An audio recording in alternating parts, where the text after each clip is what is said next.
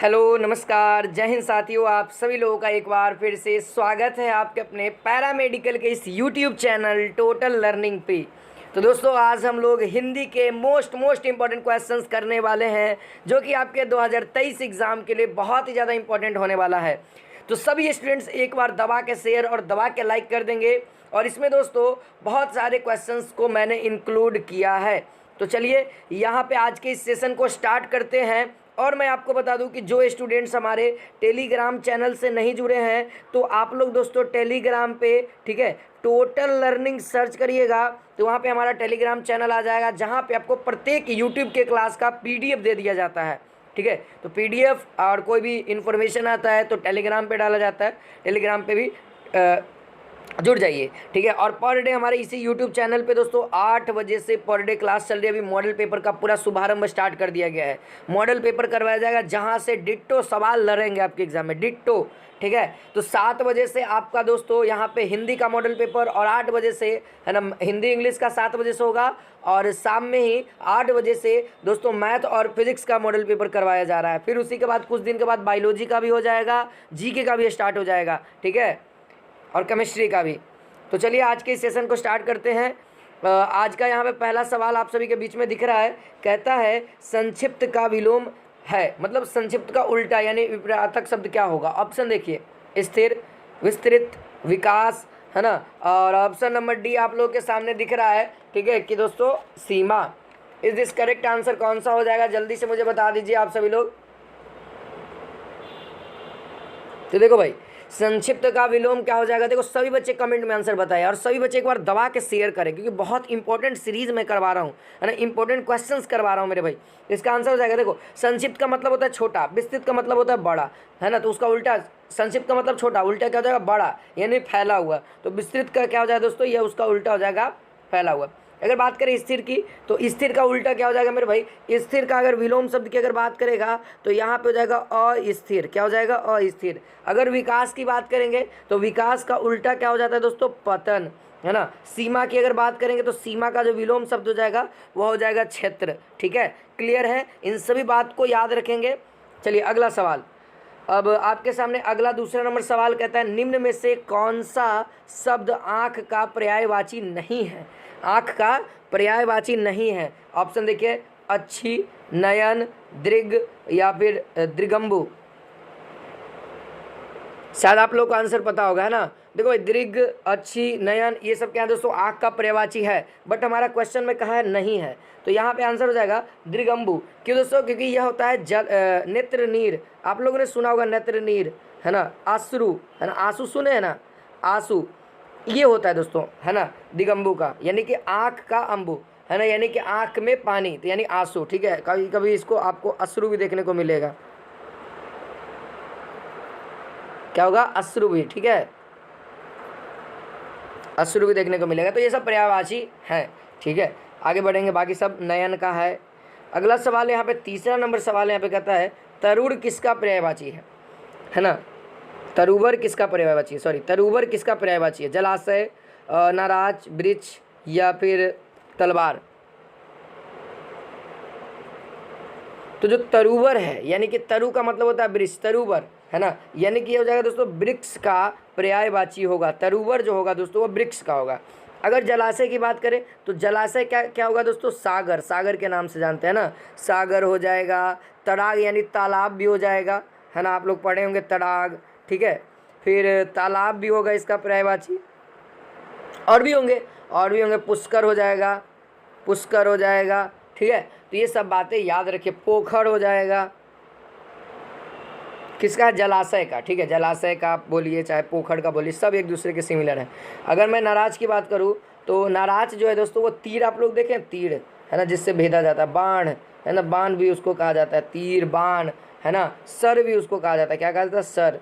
तो ये तीन भी याद रखिएगा। तलवार का अगर मैं कहूँ तो तलवार का याद रखिए, खड़ग, है ना, खड़ग भी कहा जाता है तलवार का। और भी है चंद्रहास, याद रखिएगा, तलवार का जो होता है क्या होता है, चंद्रहास होता है। और भी है कृपान, करवाल, ये सब क्या है दोस्तों, तलवार के पर्यायवाची हैं। अगर अगला सवाल देखा जाए तो क्वेश्चन नंबर 4 आप सब लोग देखिए, आचार्य ने कहा हिंसा ही परम धर्म है, रंग वाले है ना भाग के लिए उचित विकल्प क्या है? अब आप लोग बता सकते हैं। बहुत अच्छा, यानी हिंसा के जगह पे कौन सा उचित वर्ड होगा? तो आचार्य ने कहा है कि भैया हिंसा ही परम धर्म है, तो ऐसा तो कहीं नहीं है। तो यहाँ पे लिखे हैं कि अहिंसा ही परम धर्म है ना, अहिंसा ही परम धर्म है, ठीक है, परम धर्म है, ठीक है। क्लियर है, बात प्रॉपर समझ में आ रही है? अगला क्वेश्चन नंबर यहाँ पे 5 आप सब लोग देख सकते हैं, कहता है आयात किस शब्द का विपरीतार्थक शब्द है? आयात किस शब्द का विलोम शब्द है? ठीक है, तो आयात का क्या हो जाएगा मेरे भाई? आयात का मतलब आना है ना, निर्यात का मतलब भेजना, ठीक है, ठीक है, आयात निर्यात, ठीक है, आयात निर्यात।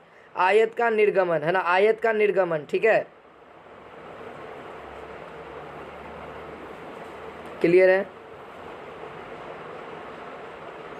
अगला है क्वेश्चन नंबर 6, कहता है रात में विचरण करने वाले प्राणी को कहा जाता है? बताओ, रात में विचरण करने वाले प्राणी को हम लोग क्या कहते हैं? निशाकर, वनचर, तमोचर या फिर निशाचर।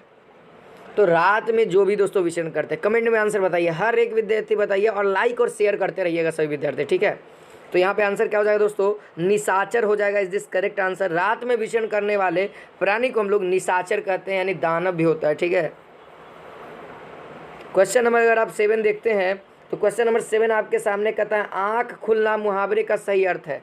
आँख खुलना मुहावरे का सही अर्थ है मतलब मान लीजिए अगर आप किसी गलत काम में है ना, अगर आपको वो पता हो जाए कि ये गलत काम है, यानी कि आपके सामने आँख खुल गया, यानी आपके सामने पर्दा फाश हो गया है ना, यानी आपका आँख खुल गया, यानी आपको ज्ञान की प्राप्ति हो गई। उस चीज़ से रिलेटेड जो आप गलत काम कर रहे थे उसका सही है ना, सही मायने में आपको नॉलेज मिल गया है ना, सही उसका नॉलेज मिल गया, यानी कि ज्ञान मिल गया। तो ये हो जाएगा आँख खुलना का सही अर्थ क्या हो जाएगा? ज्ञान मिलना।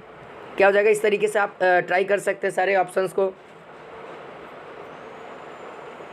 अगला क्वेश्चन नंबर 8 कहता है नेकी कर दरिया में डाल लोकोक्ति का उपयुक्त अर्थ है। नेकी कर और दरिया में डाल, नेकी का मतलब मदद करना और दरिया में डाल दो, मतलब मदद करके उम्मीद करना, मदद करके मदद की उम्मीद करना, घृणा के बदले प्रेम करना, उपकार के बदले उपकार की बात भूल जाना, और डी है कष्ट सहकर परोपकार करना। तो देखो भाई कहता है नेकी कर दरिया में डाल, मतलब कि नेकी करने का मतलब उपकार करना, मदद करना, ठीक है। तो मदद करने के बाद क्या कर रहे हैं दोस्तों? दरिया में डाल रहे हैं, यानी उस बात को हम लोग भूल रहे हैं। तो यहाँ पे हो जाएगा उपकार करके उपकार की बात को भूल जाना, यानी दरिया में डाल दो, है ना, कि हमने कोई भी उपकार भी किया है। अगला है कहता है वाक्य में त्रुटि वाले भाग का चयन करें। बुढ़ापा उसके लिए रोगी बन गया।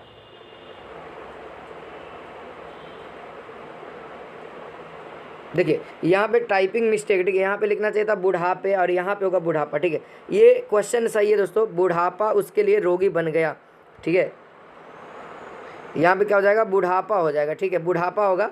जस्ट ऑप्शन नंबर ए हो जाएगा। यहाँ पे टाइपिंग मिस्टेक था, ये वाक्य जो था ये वाक्य था बुढ़ापे उसके लिए रोगी बन गए। तो करेक्ट क्या होता? बुढ़ापा होता, जो कि ये लाइन करेक्ट लिखा हुआ है, ठीक है, इसमें कोई भी त्रुटि नहीं है, ये टाइपिंग करने में थोड़ा सा मिस्टेक हो गया, ठीक है। तो करेक्ट आंसर वहाँ बुढ़ापे के जगह पे बुढ़ापा रहता, ठीक है। अगला क्वेश्चन नंबर यहाँ पे 10 कहता है घाव पर नमक फिल इन द ब्लैंक्स वाक्य की पूर्ति करो। घाव पर नमक छिड़कना, फेंकना, रगड़ना या फिर लगाना। तो आप लोगों ने ये मुहावरा तो सुना होगा, घाव पर नमक छिड़कना, यानी कि सर कष्ट है या फिर कहने का मतलब दुख है और उसको और दुख देना। जैसे आपका घाव हो जाता है, अब घाव है भैया तो दर्द तो हो ही रहा होगा, अब क्या उस पर नमक डाल देगा या मिर्चा डाल देगा तो दर्द दुगना हो जाएगा। यानी अगर दुख है उसमें और कोई बात ऐसा ऐसा बता दिया तो और दुगना दुख हो जाएगा। वही बात है कि नमक छिड़कना हो जाता है यहाँ पे करेक्ट। यहाँ पे करेक्ट क्या हो जाएगा? नमक छिड़कना हो जाएगा। क्लियर है? सभी बच्चों को क्लियर होगा इस सब का आंसर? चलो आगे बढ़ते हैं। क्वेश्चन नंबर 11 कहता है जैसा करोगे वैसा भरोगे में कौन सा सर्वनाम है? जैसा करोगे वैसा भरोगे में कौन सा सर्वनाम है? पुरुषवाचक, प्रश्नवाचक, संबंधवाचक या फिर निजवाचक? जैसा करोगे वैसा भरोगे, तो यहाँ पे जो वाक्य है दोस्तों, सबसे पहली बात कि ये वाक्य में आपको पहचानना पड़ेगा कि कौन सा सर्वनाम है। तो जैसा आप लोग को दिख रहा है ना, जैसा करोगे वैसा भरोगे। तो ये क्या है दोस्तों, एक संबंध रिलेट कर रहा है, यानी कि ये संबंधवाचक सर्वनाम है। जैसा करोगे वैसा, यानी जैसा वैसा, है ना। जो सो, और भी देखते हैं, जो सो, ठीक है, ये भी है। तो ये सब चीज़ें आपको ध्यान में रखनी चाहिए, है ना। जिसकी उसकी, है ना, जिसकी मदद करोगे जिसकी उसकी, है ना, जिसकी मदद करोगे उसकी ज़िंदगी ठीक हो जाएगी, जिसकी तुम मदद करोगे उसकी ज़िंदगी ठीक हो जाएगी। इन दो वाक्य को यहाँ पे जोड़ने का काम करता है, ठीक है। अगला है क्वेश्चन नंबर 12। यहाँ पे कहता है जिसे भय नहीं, वाक्य के लिए एक शब्द, जिसके अंदर डर ही नहीं है ना। तो यहाँ पे याद रखना, डर रहेगा तो निडर हो जाएगा, लेकिन अगर भय की बात करें तो निर्भय हो जाएगा, यानी वह निर्भय है, यानी किसी से उसको भय नहीं है, ठीक है। क्लियर है।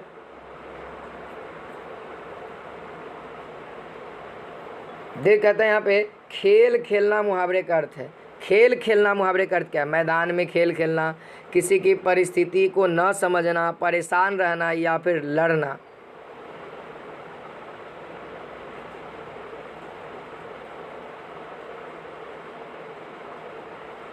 देखो खेल खेलना यानी कि दोस्तों, है ना, किसी की परेशानी को, किसी की स्थिति को न समझना, ठीक है। खेल खेलना का मतलब किसी की स्थिति को नहीं समझना। क्लियर है। अगला क्वेश्चन नंबर 14 यहाँ पे कहता है सर्वदा एक वचन रहने वाला शब्द कौन सा है? हमेशा एक वचन में यूज होगा। उस, जनता, वधु या पिता। वधु तो वधु हो जाएगा, पिता पिताएं हो जाएंगे, ठीक है, माता माताएं हो जाएंगी, लेकिन यहाँ पे क्या हो जाएगा, जनता तो जनताएं हो जाएंगी। यहाँ पे जनता का जनता होता है। जनता खुद एक बहुवचन से मिलकर के बना है, तो इसीलिए हमेशा इसको एक वचन में रखा जाता है, बहुवचन में भी एक वचन में, ज़्यादातर इसको एक वचन में कहा जाता है। अब कहता है दोस्तों लड़की किस प्रकार की संज्ञा है? तो लड़की मेरे भाई, है ना, लड़की का मतलब है बहुत सारे लोग। अगर आप किसी का नाम लोगे वो भी लड़की है, मतलब आप लोगों में से कोई है, मैं लड़की बोल दूँ तो आप सब लोग कहिएगा हाँ सर, हाँ सर, हाँ सर, हाँ सर, सब जितनी लड़कियाँ सब कोई कहिएगा, यानी पूरे जाति का बोध हो गया। तो यहाँ से हम लोग क्या हो जाएगा answer, option number B is this correct answer.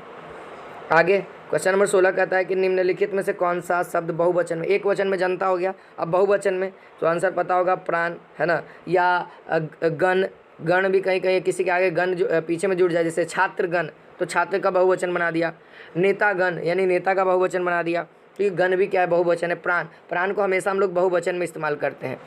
जैसे बहुत सारे लोग मर गए तो हम लोग वहाँ बोलेंगे कि 50 लोगों के प्राण चले गए, ये नहीं बोलेंगे प्राणों चले गए, नहीं प्राण चलेंगे। 50 लोग है, बहुवचन है, लेकिन वहाँ पे एक ही, यहाँ पे हम लोग, लेकिन ये नहीं बोलेंगे कि एक व्यक्ति का प्राण चला गया, ऐसे नहीं, ठीक है। प्राण हमेशा बहुवचन में होगा। अगला सवाल है क्वेश्चन नंबर यहाँ पे 17 कहता है राम क्रिकेट खेलता है पर अच्छा नहीं। तो यह कौन सा वाक्य है दोस्तों? संयुक्त वाक्य है ना, क्योंकि अटैच है। राम क्रिकेट खेलता है और एक और वाक्य पर अच्छा नहीं है, तो ये क्या दोस्तों, संयुक्त है, कॉम्बाइंड है, इसीलिए। अगला हम क्या है? हम क्या है? तो हम एक उत्तम पुरुष, मध्यम पुरुष, निजवाचक या फिर संबंधवाचक सर्वनाम, सॉरी हाँ सर्वनाम, कौन सा है? देखो यहाँ पे उत्तम पुरुष, मध्यम पुरुष, निजवाचक सर्वनाम और संबंधवाचक। हम क्या है? हम, तो हम जो वर्ड है दोस्तों, यह एक प्रकार का दोस्तों उत्तम पुरुष है, ठीक है, उत्तम पुरुष है, ठीक है। यहाँ पे ध्यान रखना है, उत्तम पुरुष।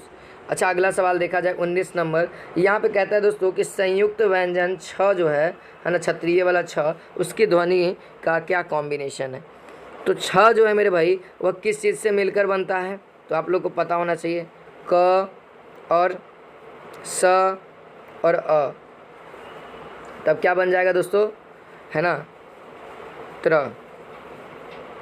क्षत्रिय वाला छ, क्षत्रिय वाला छ। और त्र का अगर बात करेंगे तो दोस्तों त और आधा त प्लस र, ठीक है।